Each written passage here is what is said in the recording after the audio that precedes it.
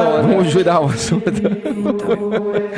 O Papa Francisco ficou ontem entre os assuntos mais comentados do Twitter ao gravar um vídeo dizendo que os juízes devem ser isentos em suas decisões. Vamos lá, conta melhor essa história pra gente, Paulinha. Foi algum recado do Papa para alguém? Não sei, tô aqui em dúvida. Vamos conferir primeiro o vídeo para vocês entenderem qual é o conteúdo aí transmitido pelo Santo Padre. Vamos lá? Opa, precisa dar um sobe-som aqui pra gente Estamos sem o áudio, ver. Murilo. Espera aí.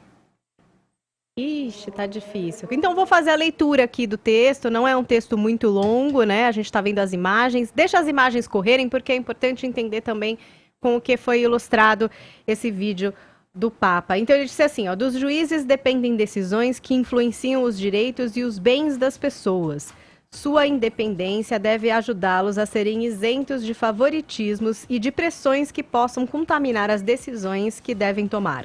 Os juízes devem seguir o exemplo de Jesus, que nunca negocia a verdade.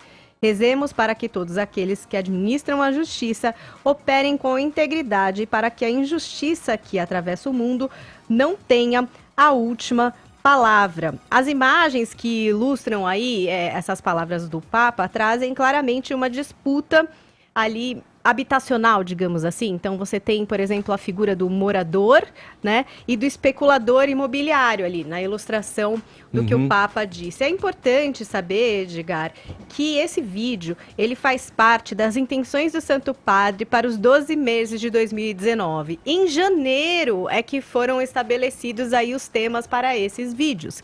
Então, não é um vídeo que o Papa resolveu fazer agora, sim, em cima de algum acontecimento ou de algum assunto, mas casualmente colou aí com alguns discursos que acontecem. Opa, que agora o Papa entrou gritando aqui, meu Deus. Pode abaixar que agora já foi.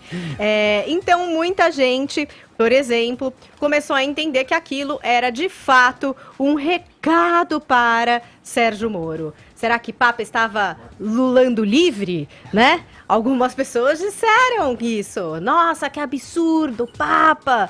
E outros falaram, olha aí o Papa mandando um recado para Sérgio Moro. Então, ficou aí essa grande discussão. Na internet a gente teve personagens principais da trama comentando. Então, o Glenn Greenwald foi lá e disse, isso é realmente incrível, o Papa produziu um vídeo bonito e eloquente sobre a necessidade de ter um juiz que é honesto e imparcial e não trapacear por um lado. Então, obviamente, uma denúncia do ministro da Justiça de Bolsonaro, Sérgio Moro, também em português, e ele publicou o vídeo. Também teve um monte de gente nas redes sociais que começou a acusar o Papa de mortadela, exatamente, de petralha, que ele lulou livre, etc, assim, porque ele estava protegendo. E, na verdade, tudo meio que um desencontro, porque claramente esse vídeo já era programado, e, enfim, casou com um momento brasileiro aí. Seria essa sincronicidade algum feito divino, alguma coisa? Porque é muito simultâneo, né? Aos fatos, né, que tomam conta e inundam o noticiário no Brasil, que geram essa polêmica e essa discussão acerca da parcialidade de um juiz, né? Ou da falta da imparcialidade, né? Diante de um processo em que você tem ali a possibilidade de incriminar, quer dizer, prender alguém. O Caio, fica um entrave, né? Porque, veja, só colocando aqui um adendo, por ser a figura do Papa, um líder dos cristãos, né? Falando isso. E muitos conservadores, muitas pessoas de direita colocam em seus perfis e esse título, né? Conservador, cristão, de direita. A gente vê muito isso no Twitter, principalmente, né?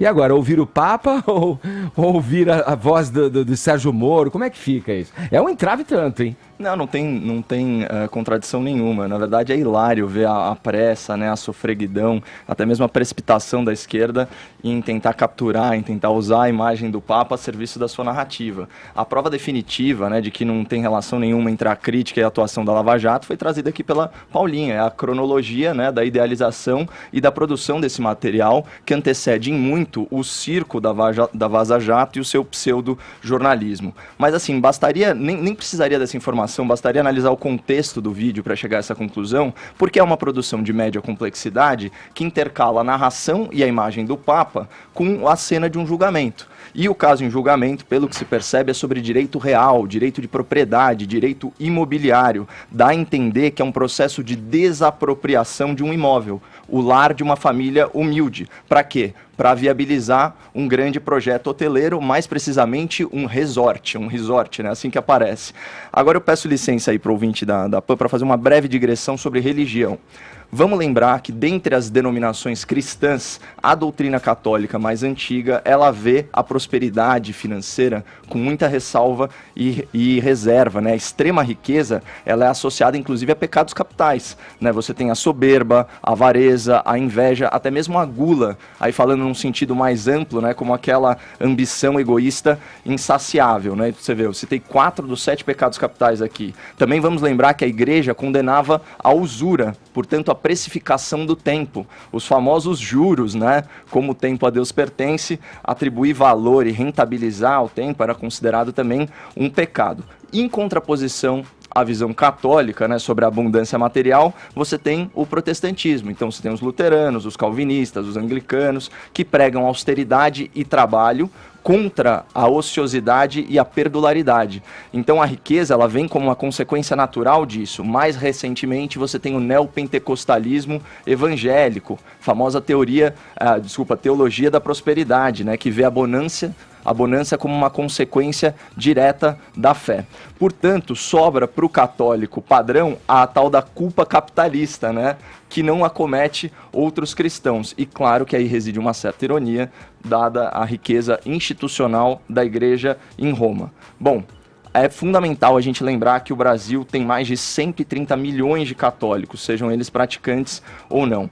E essa mentalidade, de certa forma hostil à riqueza privada, ela influencia a cultura brasileira até hoje. A gente tem que lembrar aquela frase lapidar do Tom Jobim, né, que no Brasil sucesso é ofensa pessoal. Dito tudo isso, fechar o parênteses aqui, a mensagem do Papa, ela não pode nunca ser dissociada nem desse caldo cultural, nem do vídeo ilustrativo, né, com as imagens lá do julgamento sobre direito imobiliário. E olha o que disse o Papa nesse contexto ipsis literis, abre aspas, a independência do juiz deve ajudá-los a serem isentos de favoritismos e de pressões que possam contaminar as decisões que devem tomar. Então não é uma indireta, Edgar, é uma direta. Só que é uma direta para quê? Para que o poder econômico e político não influencie, não contamine decisões judiciais. Aí olha só que interessante, antes da Lava Jato, como que funcionava a justiça no Brasil? Os poderosos não iam presos. Por quê? Porque eram favorecidos. O poder econômico e político contaminava as decisões judiciais. E isso está mudando com a Lava Jato. Portanto, eu queria fechar com uma outra frase oportuna do Papa nesse mesmo vídeo. Rezemos para que a injustiça que atravessa o mundo não tenha a última palavra. E aí eu pergunto aqui para o ouvinte, existe algo mais injusto do que roubar de pobre? Tem algo mais injusto no mundo do que isso? E num país deficitário e carente como o Brasil, a melhor definição para o crime de corrupção, Edgar, é roubar o pouco que o pobre não tem. Agora, não dá para justificar um erro com outro erro, né? Jamais. É uma mistura aí que deve ser bem delineada para a gente não incorrer aí nessa questão e polarizar em torno da observância política disso tudo que está acontecendo, né? Porque se houve um erro, novamente, se houve um erro, o juiz não pode errar também para consertar um outro erro.